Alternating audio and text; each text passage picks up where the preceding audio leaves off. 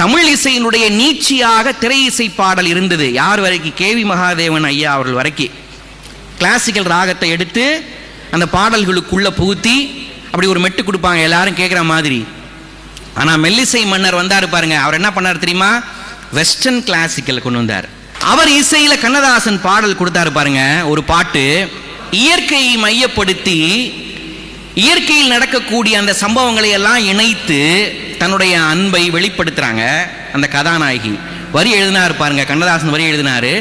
சிட்டுக்குருவி முத்தம் கொடுத்து, சிட்டுக்குருவி முத்தம் கொடுத்து சேர்ந்திட கண்டேனே, செவ்வானம் கடலினிலே கலந்திட கண்டேனே. சிட்டுக்குருவி பாட்டுல ஒரு விசேஷம் சொல்லவா? முத்தம் கொடுக்கிறதுக்கு முன்னாடி நமக்கு கொஞ்சம் நாணம் வருமா இல்லையா? வரணுங்கிறத புரிஞ்சுக்கிட்டு அங்க ஒரு சங்கதி போட்டாரு பாருங்க எம்எஸ்வி. முத சங்கதி பாருங்க, சிட்டுக்குருவி முத்தம் கொடுத்து.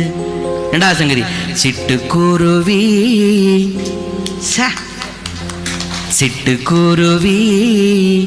முதல் சங்கதி என்ன சங்கதி தெரியுமா?